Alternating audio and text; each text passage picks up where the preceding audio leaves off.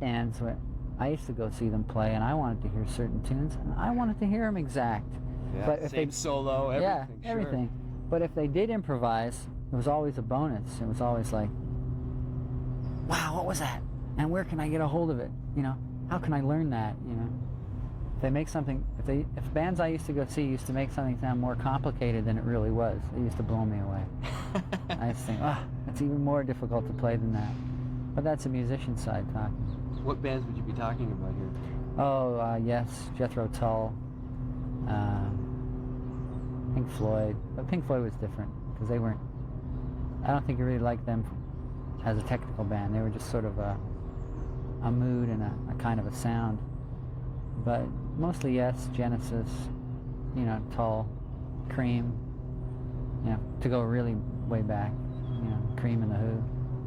A couple of thank yous I want to ask you about on Hold Your Fire. I noticed that Pee Wee Herman and Patsy Cline get thank yous. Yeah, why is that unusual? Aren't they dating? No, sorry. Well, I guess when we were writing the record, Pee Wee's show was a big event on Saturday mornings. So, you know, you got to remember when you're locked up on a farm, TV shows become a big diversion of the day. And with Patsy, it came about in a sort of roundabout way, because every afternoon we had this satellite dish where we were, so we would be picking up these networks, and every afternoon they would have the Riflemen on, you know, Chuck Connor and Big Valley, and all these westerns kept coming on. So we started getting into this western motif, you know. We started talking like the Riflemen. We bought ourselves some cowboy hats. So we went out to pick up some country and western records, and I have a friend who plays in Katie Lang's band. He's a violinist, and I remembered one song that she did live that was a Patsy Cline song.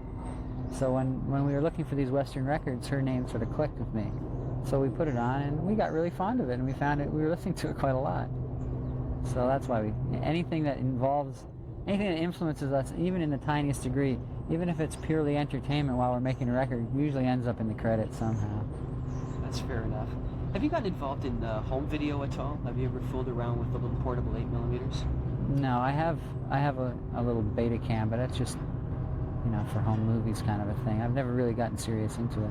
The reason I ask is I'm curious to know if we were able to get you a video aid to take on tour or something, would you have any interest in shooting like road postcards or something like that? Well, it's something to think about. I usually avoid any kind of technical involvement. I love thinking up stuff, but I hate dealing with the technical things. It's like in the studio, I love thinking up the ideas and knowing, you know, and being able to bark about whether they're right or whether they're wrong. But the actual hands-on, you know, I have no desire to be an engineer. I have no desire to be a cameraman either. So, but it's something worth considering. How are you enjoying being married to a fashion celebrity? The inevitable question. I enjoy it. Has it brought you a new interest in fashion? Well, it certainly made me more aware of what's going on out there. I certainly think twice before I go out of the house whether I'm wearing something that's considered okay. It's been an education. You know, I enjoy watching. You know, I enjoy watching them work and watching them create. I think that's a very positive thing for them. And how about those Jays? Ernie, please come back. What about Dave?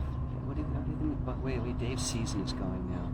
I know he's a friend of yours. I think he's having a pretty good season, really. I think he's doing better than anyone thought he would do, and I really think he's back on the beam. And unfortunately, I think as soon as he shows a little bit of a bad outing, everybody goes, oh no, you know.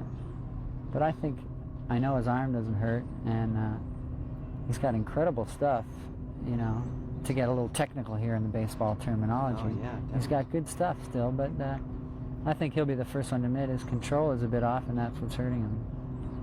And do you, in conversation with him, ever find analogies between the type of concentration that's necessary to be a professional athlete and be a musician? Oh, yeah.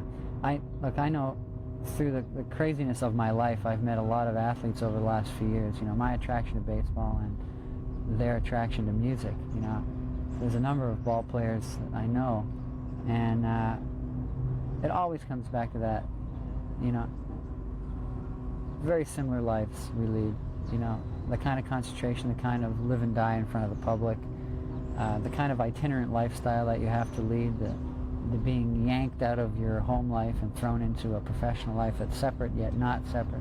All those things, you do talk about those things, but an athlete can't hide his mistakes as well as a musician can, you know. I mean, a musician goes out there, it's much like a hockey player in a way. A hockey player is very much more part of a team, and it's harder to see a one-on-one, you know, letdown, you know, unless of course there's a breakaway or something and he blows it. The same thing is with a musician. When you're playing in a band, you can make a little mistake here, a little mistake there, and they're listening to a whole band, not one person, so you can get away with it in a way. But a ball player, a tennis player, they can't get away with it. If a guy goes up there and he's pitching or he's hitting and he doesn't do his job, everybody knows it. So I think it's a more humbling profession, really. Think we can get a World Series here? I don't see why not. We certainly deserve one, don't we? I'm ready for it, We man. have the team that's good enough, so I think we deserve one. Thanks so much. Pleasure. Hope your bum isn't hurting too much. Mine No. is. I feel a little wind blown. Oh, yeah. Well, it's starting to darken down a little bit there. Yeah, it's getting cool. Yeah, it's cool. Yeah. Well, it's Yeah, well, we can do a good idea, re-ask, anyway. and then I'll get Do you a need Geddy for the re-asks? Or do you need a two-shot for establishing or anything? Or is he basically done? I'm easy. Yeah. Are you sure? Yeah. You're not too cold or anything? No, I'm all right. He says he's fine. He's not too I'm cold all right, or don't anything. worry. So No. So we do your re-ask next? Get what Okay. you gotta get. I'm cool. thank you. Cool, becoming cold. What? I got your yes as good as I could. No, we were Thanks. discussing the Blue Jays. Hardly hear you. I think that we should be There's only congratulated for one not... subject to be talked about. How I did think we my should- mic hang in through that? And it hung in, it's just, Cut in and out? yeah, it'll work okay. It's just when the wind was going, you can't really tell through this where you're going to get, so I have to look back. It should be okay. But you were monitoring as long as Geddy's audio wasn't too Yeah, wind-blown just fine. sounding. That's all I was worried about. It was just like leaping and jumping in my chair. At the end of the game, I couldn't leave. I just stood there screaming and yelling Yeah. like an idiot. I know. You know, for me too, Friday's game and Saturday's game, I didn't really believe they were out of it. But you know, in Monday's game and Tuesday's game of this week, I just knew they weren't going to come back. They looked flat. I know, they look flat. You just knew. You knew they couldn't pull it off. They weren't capable of it. They weren't pumped for it. They looked flat, and it looked like for the first time that Tony's absence was being felt. Yeah. Well, Friday night, And the of course. clouds are getting darker as we're saying this. This is so sad. We can't be Get on with pessimistic your work. Canadians. We cannot do this. No, we We're a can't. game and a half up, damn it. That's right. We will win. And it. we will take it in Tiger Town. I say go to Detroit and spank those Tigers. Yes! Yes! All right, you guys. I'll see you talking to the man. Okay. Bye. We won't be long. We're just going to do... It would be nice if he's asking a question and my nose is the only thing that's in the lane. You know what they'll probably do is they'll just like... Yeah, you can look They'll at probably it, just, that's fine they'll with just that. go That's by okay. you. All So right. it's just a matter of establishing that you're still in the shot. But I'm still I'm in. not on my own here. In an interview vacuum, you know? Okay. Yeah, I mean, you could dodge in and out a bit or... Okay. Okay. So do you want these little Chris, can you move in just a bit, please? notettes Yeah, in case they might be of help? thanks. Yeah, I will. I don't have to answer these though, right? No, you don't have to say anything. In fact, you can I can make just go. jokes and try and break me up the way most people do, you know? Yeah, All right. just keep looking at Chris. I won't do that or anything. No. Okay. How's that, Gordo? I'll just look at him. After 12 albums, Geddy, how do you keep the Rush formula fresh? Milk, a little bit of salt, a little bit of cayenne pepper. Mix it. Does traveling all over the world help that process? Absolutely, because in France, for example, they have the greatest spices available for cooking. Fantastic things, and fresh milk. And do you know in Sweden they call milk mjölk?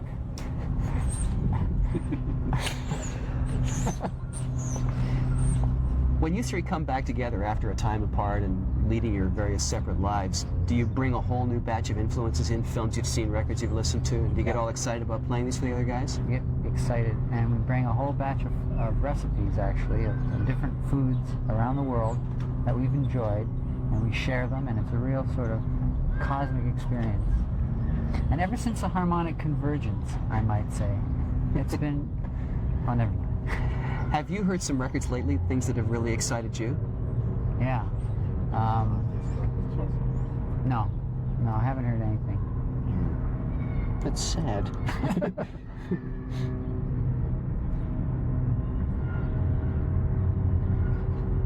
Is this like a pensive moment? He looks down. Pensive He moment. thinks.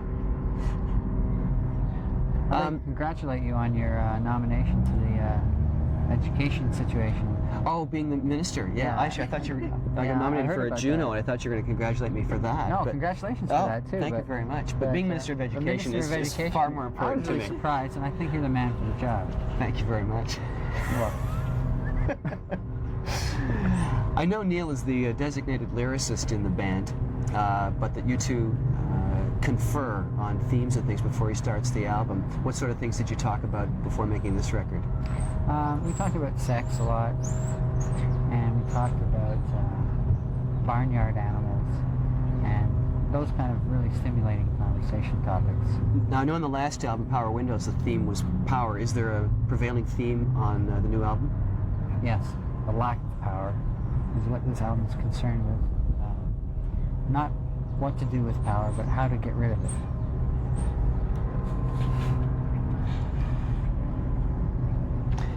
You mentioned the song Mission, and to me this song has some of the most passionate singing, the most emotional singing I've ever heard you do.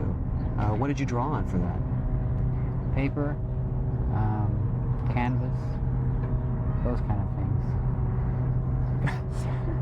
I'm sorry. I can't resist this opportunity to be totally Now, ridiculous. In the past, the lyrics for Rush songs have been very philosophical. Did you sometimes find it hard to become impassioned while singing those lyrics? Yeah, all the time. It's terrible. No, really, they're great. I love it. What's really nice is to have this opportunity to talk about these things and to look around the park and see the different people sleeping on the benches. It seems to me that in the last 3 albums, or the last 3 years even, the scope of the lyric content has changed a lot, that it's gone from really broad global concerns into some very personal ones. Is that representative of the direction? Yeah. Yeah, everybody's going through personal things. And I'm lost for words now, Christopher. You said that our albums are like Hitchcock movies. Some are brilliant, some are not, and some are just technical exercise. Where does this one fit into that scheme? This is physical exercise. This is, well, this is an interesting door, don't you think? Just before I came, I glanced at the Billboard charts, and it would seem that the new album is being embraced not only by the public, but also by radio. Does this surprise you? It sickens me, actually. No. Has radio come around to where Rush is, do you think? Well, what can I say? I think that if you pay enough people off... No, sorry. Chris, can you Radio read will us the embrace last you. one? Because you're like the Oh, I'm sorry. being the Pardon me. thinker. I'm sorry. I was being too pensive. Your hand was, I guess, different. Yeah. That's All right. right. Is that better? Yep. I noticed before we came over here, I looked at Billboard, and it seems that not only the public is embracing the new Rush album, but also radio. Are you surprised by that? Yes. Surprised. Have they finally come around to where you are? Yes, they have. Blah, blah, blah. You know, when we went to Montreal with a couple of winners to take them to your show, these were 2 young guys in college who played in a band that did Rush covers and who won a car that they wanted to sell to buy gear that would be exactly like yours. Are you amazed by this kind of dedication? Yes, I'm amazed, but you know, after you've been doing this for so many years, you ask yourself, why have I been doing this for so many years? Were you similarly touched by the reaction of the fans in the East who petitioned to have you play there? Yeah, it's touched. It's too bad. But you know, Halifax is so far away, and there's no baseball teams there. And this is the problem. Well, Moncton, Bill Lee. Is he playing in Moncton? Well, he was. I think he just got dumped from the team for something It's the wrong time of the year now we're going. Yeah. But I always find it more encouraging and stimulating to go to a city that has a Major League Baseball franchise. How are the preparations for the new tour going? Good. You know, stuff. It's coming. Didn't you ask me all these questions already? No, this is the first time. Right. Now, I know you've done some work as a producer. You worked with the Boys Brigade a few years ago. Have you thought about getting back into that? Yep, I thought about it. And, yeah, I'd like to do that. You mentioned in an earlier interview an interest in film, and I'm wondering in what capacity you'd want to be involved. Sort of a female lead, I think I'd like to have. I'd like to be a female actress.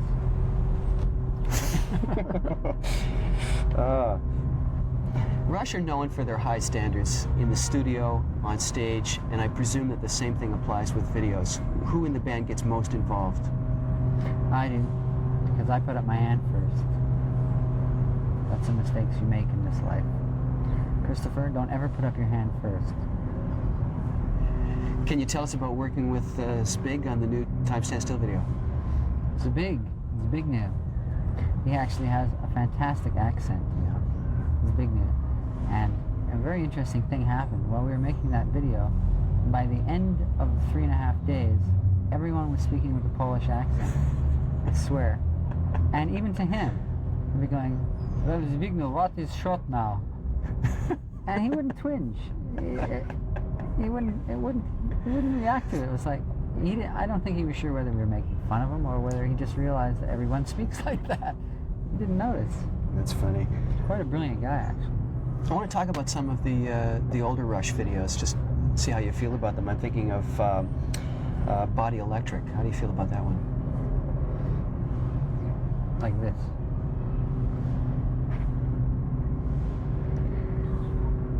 Distant Early Warning had a really unique feeling to it. How do you look back on it? Well, I look back on it with great sort of, sort of a bon vivant kind of a feeling about that video. You know, it brings back a sort of je ne sais quoi. Je ne sais what? Je ne sais hey. Among the older ones, I still enjoy watching Subdivisions. Yeah, Subdivisions, low budget. The meaning of the word low budget, subdivision. It works though. Yeah. It's real well, that one. I like that video. Yeah. Let's see, how are we doing here? That was a local production. I remember doing that video. Oh, there's a couple of thank yous on the album I'm curious about. I noticed that both Pee Wee Herman and Patsy Cline get mentioned. Yeah. Both Pee Wee Hermans and both Patsy Clines get mentioned, which is really interesting. Because a lot of people don't know there's two of each of them. Evil Twins? Yeah. Yeah. This is really silly, isn't it? Yeah, no, I'm used to it though.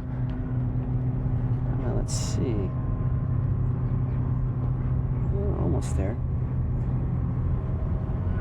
It's not sunny You have many anymore. more, Chris? Yeah, just a couple more. Okay. And how do you enjoy, Cheers, Chris. Geddy, how do you enjoy being married to a fashion celebrity? Oh, I can't tell you.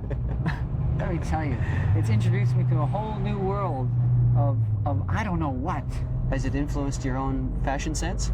Well, as you can see, I've designer socks. I feel so hip now. I can't tell you. And what about those Blue Jays? Now, I know you're a friend of Dave Steve's. Do you find in conversation with him that there are similarities between the kind of concentration that's necessary to be a professional athlete and be a musician as well? Yeah. Too many similarities. It's actually weird knowing baseball players. You don't look at them the same when they're pitching now. You know, they have a bad performance. You never want to blame them anymore. Oh, well, you know, look at the wind and, you know, he got a bad break.